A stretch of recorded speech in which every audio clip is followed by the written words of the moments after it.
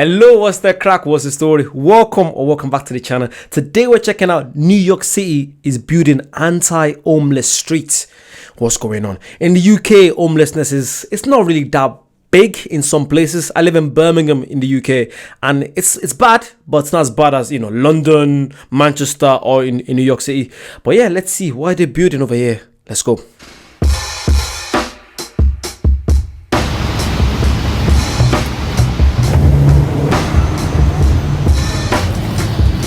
What the heck are these things? And why are there 5 of them? The goal was to prevent homeless from sleeping under this bridge. Instead, it backlashed with outrage from the town. Armrests in the middle of benches to large rocks added underneath bridges. Homeless advocates call these designs hostile architecture or anti-homeless. In London and Paris, you see spikes on windowsills. In DC, a curved bench. Hostile architecture is when cities put features in the architecture to try to keep homeless people away. Spikes. I never think about that, You see a lot of that in train stations over there. There's a massive train station. It's called New Street in Birmingham, and they just built some new chairs there, and it's like this little armrest like every single seat. So it makes sense. Wow.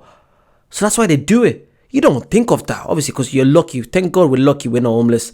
But imagine being a homeless person and you're just trying to find a place to sleep, and that must be tough. Especially in New York City, where it's massive over there, homelessness. Again, I'll be going to New York very soon. Sometime next year, I'll be there. But if you want to see more American stuff, make sure you subscribe, because I'll be traveling through America very soon. Let's continue. That would hurt people seemed like a bad idea.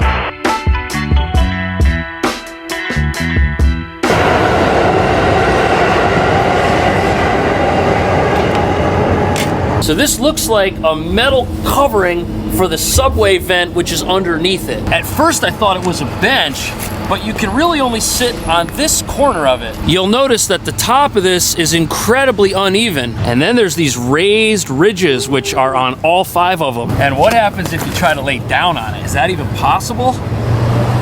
Oh, that is like the most uncomfortable thing I've ever experienced. This ridge right here is going into my spine, and that's on purpose, and this is called hostile architecture. And critics of hostile architecture say that usually these types of installations are cruel and unnecessary because they target the needy. And we're gonna look at a whole bunch of examples of this. Subway benches that serve no purpose, a train station designed to make you go crazy, and several parks that look nice, but were designed to be so uncomfortable that you'll leave after 5 or 10 minutes, and they're all here in New York. Now, hostile or defensive architecture consists of public installations like this, which are designed to do one thing while preventing another thing. This right here is a normal uncovered subway grate, and in the wintertime when it's cold out, someone with nowhere to go might want to use an area like this to help keep warm, because warm air comes out of here. And right now, New York City is experiencing record homelessness. And lately, both private developers and the city have been building all sorts of things like this, but they've got to be really sneaky about it, because when I found out what these were, it made me pretty uncomfortable to realize that they were specifically designed to stop people who have nothing from staying warm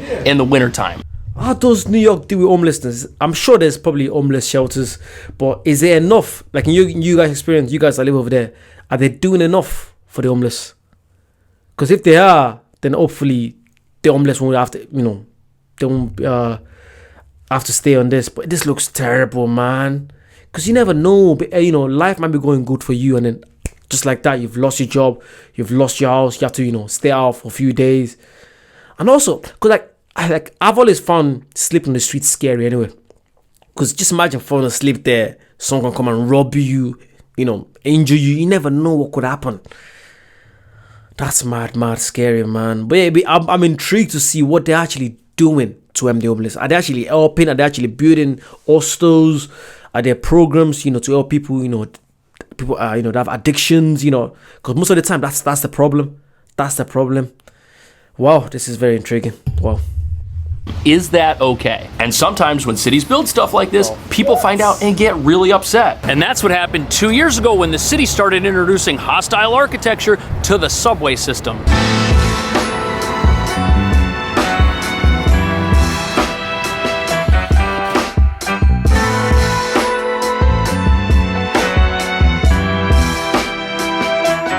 This is the 23rd Street and 6th Avenue subway stop, and it looks like a normal subway station, but it was the site of heated controversy when the city subway, the MTA, introduced hostile architecture to this station. A couple of years ago, riders noticed that the benches in this very same platform were suddenly removed. And as you can imagine, people were not happy about that, not only because of how cruel it might seem towards certain individuals, but also because the elderly, people who were... Actually, when it comes to the tube, you guys don't call it the tube. Over here, it's called the tube. But yeah, subway. How often do trains come? Because if they come every 2 minutes, like they do in London, you probably won't have to stay there for more than 5-10 minutes. 10 minutes max. So if you're staying for like 5-10 minutes max, it might make sense to have, a lot of benches. But if the trains come if your train might come in 20 minutes or half an hour, then you definitely need a bench. Maybe that's why.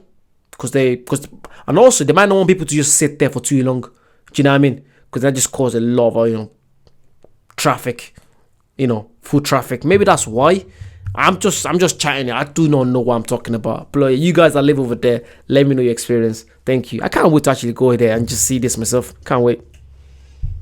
Pregnant. There's other people that need benches in the subway too, and this was a quality of life hit for everybody on this platform. And the benches were originally along this wall, and look at what the replacement is. Is this even a replacement? I mean, you can lean on it. I guess this is better than leaning yourself against the wall, which might be dirty. It has spots for 4 leaners. Now, there are 2 benches in this platform, which were put back after the city realized that their decision had outraged people. But even these have elements of hostile architecture in them. Look at these armrests. All you can do is sit here. You can't lay down. This is only 2 feet wide. Its only purpose is for sitting. It is hostile to any other intended use. Look, you can't even be that wide in here. Some people even suggested the city had violated the Americans with Disabilities Act by removing the benches. And this isn't the first time the city had done something like this. Check this out. A year earlier, the city had removed all of the seat backs from the benches on a subway station just a couple blocks south of this one. The city claims that once they did that, they saw a reduction in the number of people loitering on the platform, along with an increase in the number of passengers who were on the platform waiting for trains. But by removing the seat backs from the benches that were already there, they essentially did exactly what this is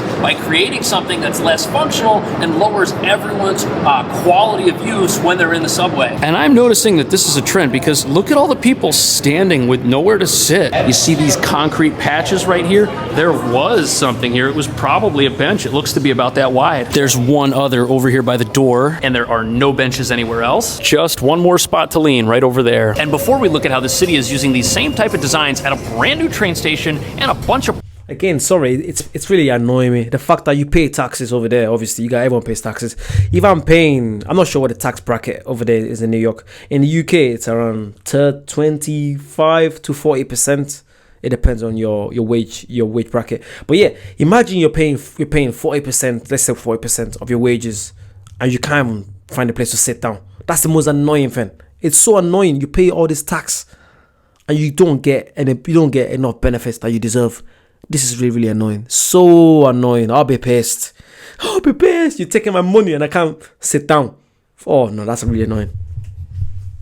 Public parks, it's important to understand that this is exposing the dark side of this type of architecture, because there might be benefits as far as the orderliness of the subway system is concerned, but New York City gets pretty cold in the wintertime, and the subway is a place where needy New Yorkers go when they have nowhere else to go so that they don't freeze. And yes, the city has shelters, but they have a rather poor reputation, and because of New York's asylum crisis, the shelter system's already maxed out. And since the shelters are perceived as being dangerous, it makes tons of sense that people would rather take their chances in a place like this. And removing subway benches doesn't do anything to make people less homeless. They're still homeless, even if you remove the benches, and they've still got nowhere to go. And most critics of these types of policies, they want a clean subway too, but they don't really think it's fair to take from people who already have so little. And the city's subsequent removal of benches here and reinstallation of different benches, that basically let the city know that if they're gonna do stuff like this, they've gotta be sneakier about it, and they have been, as we're about to see.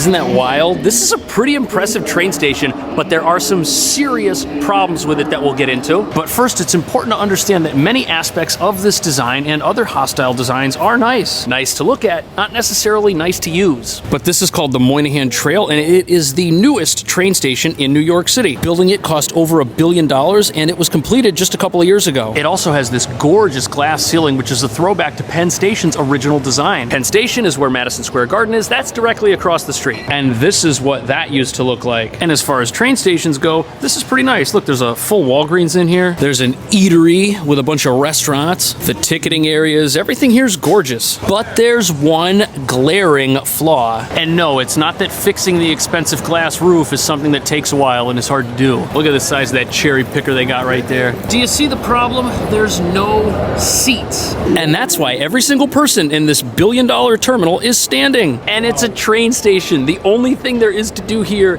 is wait for things to happen. Not a seat in the whole place. Do you think they should put some benches in here so people have a place to sit? That's a great idea. It is, right? That is a great. Wow. Compared to train stations like Euston Station, which is like one of the biggest in the UK, there's loads of seats. Because people sometimes have to wait. Like once you miss a train, you might have to wait for like an hour or two. So you do need that. But when it comes to that train station, is it just serving New York? It's just serving like, 20 minutes, half an hour journeys. Because if it is, it's still bad. But if it goes to like, other states, let's say for some reason it's going, I don't know, to LA. I doubt that. But if you're going to LA and you might want to sit down, you might have to wait for, for your train to come. Or it's like one of them, overnight trains that come through, that have to wait. Then you do need seats. You do 100% need seats. I'm lucky down here. The UK, I feel like we're actually so lucky. I can't picture going to a train station and not having a place to sit. I feel comfortable. Whenever I'm in a train station, I feel like there's always an inside area, there's an outside area. I always feel comfortable. That's weird. Yeah. Did you know they spent over $1 billion making this and they didn't put benches? Not a single bench. I mean, they have those lounges over there, but that's for people that have tickets. Yeah, you gotta pay. Yeah. Like Spirit Airlines. Right. Oh, you want a seat? You gotta pay. Now, having no benches could be a ploy from these corporations to get you to go inside and spend money. And it seems to be working. There's a lot of people over here. But the lack of seating is a deliberately hostile choice. People just plop their stuff down on the floor. And if you're wondering why nobody's trying to sit on the floor, that's because security will find you and make you stand up. And to be fair, this old image of Penn Station, look, I see some seats down here at the bottom, so maybe there were more seats there than there are here in its reimagination. But the old station is mostly open space, and what that could mean is that open space is a great Spartan design for a public train station in New York City, and the way to answer that is to go across the street to the ugliest building in town, which is also a train station.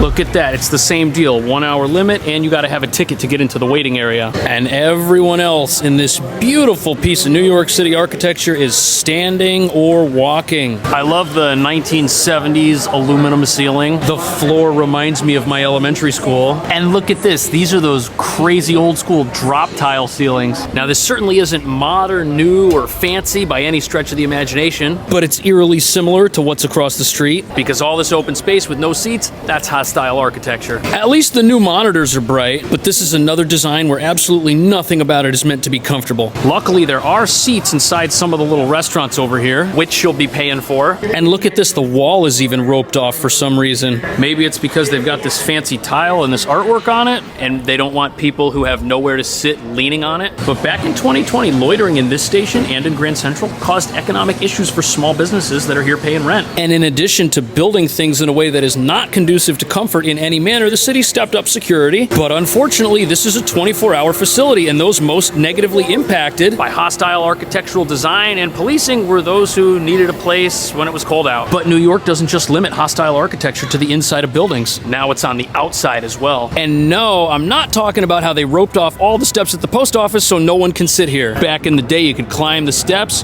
There are doors over here, but now look, they got it all roped off. It's just here looking pretty. Very pretty. I'm not talking. Why is that roped up? Why? You think people would want to come there, sit down, have your lunch? Cause like imagine if you're walking there, you want to sit. That's what people do. When I used to walk, I work from home now. When I used to go to the office, there's always a staircase like that, where you can just sit down and chill. You need that. You need that. And so wait, that's open 24/7, and there's no place to sit. That's weird. Because the train station that's closest to me, the big one, New Street Station, it closes probably around 2 o'clock. And if I'm walking through it, you only see homeless people like around like 12, 1 o'clock. Then that's where they chill. You know what I mean? Like after a long day, it's warm. They kind of lie down there. You need, it's always good to help your community, man. And you don't see them getting chased. They just go there and relax. But yeah, the hostility in these train stations is ridiculous. And the fact that you have to pay for a lounge to sit down, I'm not in a help. I'm just trying to go to a next town and I have to pay to go to a lounge. Again, it's just, oh man, it's just about making money, man. It is. If you don't have money, you're gonna suffer. That's it, literally. Talking about this, I'm talking about something way worse.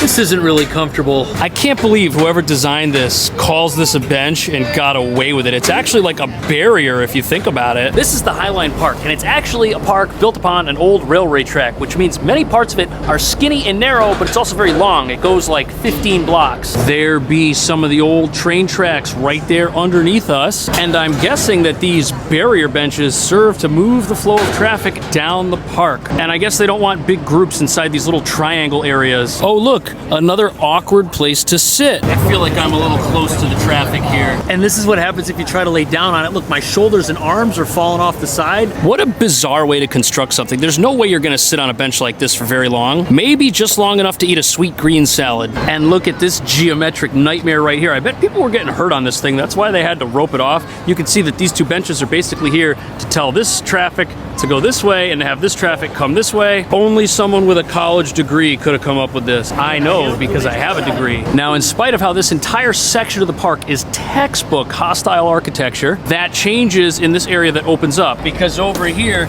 we've got what seems to be an actual seat. This is definitely better than the awkward bench. And I'm pretty sure the designers of this park envisioned it as an urban pathway that leads north to south along Manhattan's west side, with some areas being akin to a nature walk and others doubling as observation points. Isn't that cool? You can look down here, see the street, take in the views. It's definitely a beautiful park. If you're ever around here, you should come out here and walk on it and sit on it. And from time to time, they will put in very bizarre art installations, like this pink tree, which probably symbolizes something. Also of note, this is a private park and it does close at a certain point. So it's not like Central Park where you should expect to be able to go in and leave at any point you want. Check out these hostile bleachers. Maybe it's modern, maybe it's futuristic, but it's not exactly comfortable. And there's about as much legroom here as Spirit Airlines will give you. I don't think you could stay. You know what the crazy thing is, that whenever you see videos about New York, you watch movies, all you see is, Times Square, the big lights and all that. You don't see all these places. You don't see the train stations where you can't sit down. You don't see all the people. It's weird, man. I cannot wait to go to New York myself and just check it out. I'm going to be going there later next year. And again, you have to go somewhere to literally experience. You have to experience something to actually, to find out what. Because, sorry, I'm confused. I'm so confused. How can I not be able to lie down? I can't, literally all these places you can't sit down for more than 5-10 minutes. I think that's how they're designed. You're not meant to be staying there for more than 10 minutes. Why? It's New York City, probably one of the biggest, most famous, cities in the world. You have tourists coming there to spend days, weeks. They're not gonna come there, sit down for like 5-10 minutes. They wanna, they might wanna chill for like a few minutes, 20 minutes, half an hour after lunch. Not to, it's just screaming, go away, don't stay too long. That's what I'm getting from this anyway. But yeah, I hope you guys are really enjoying this. If you're enjoying it so far, make sure you like and comment down below. Let me know what other stuff in America you want to check out so far. Let's go. I love this guy. This guy's very good. He's a good narrator. He's really doing a good job here. Thank you. Here for a very long period of time. And maybe that's the point. But what if a group of people went to a place that was filled with hostile architecture here in New York and tried to stay there? What would happen? That's what we're gonna go find out.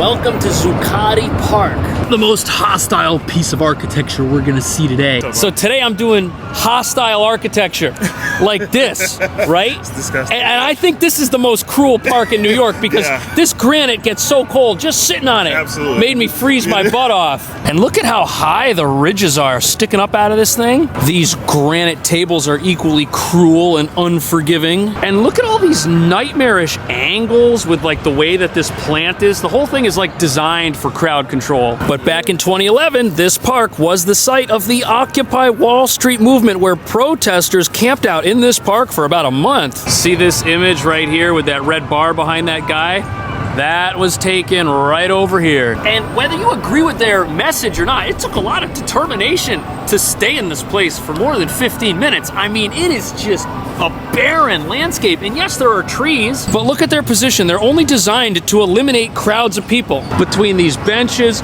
these trees, and these weird plant boxes right here, it's tough to have like a mass gathering. And look at this little ridge that just kind of winds along here and goes up into the stairs. The whole thing is just, whoever built it wanted it to be here, and they wanted it to be looked at, and that's about it. Also, the protesters weren't here during the summer either. They were here from mid-October until about the end of November. It gets cold at night here in New York. Now, yes, the Occupy Wall Street movement did have significant support. There were a lot of people who donated and helped the people that were here stay here as long as they could with things like sleeping bags and food. There was even a library, and there was Wi-Fi here in the park. I'm sure there were bathrooms too, because I don't see any. Now, since 2011, the same type of mass takeover of this park hasn't happened before. And I guess these awful benches, I guess they do deter, but is that really how we want to build things? Should we build things in New York in a way that maybe doesn't lower everyone's standard of living all at the exact same time? Let me know what you think. Thanks for watching. I'll see you in the next one. That was really sick. That was really sick. My opinion, my final opinion is the fact that I feel like they just want people to keep moving. They don't want you to stay there for too long. That's what I'm getting from it.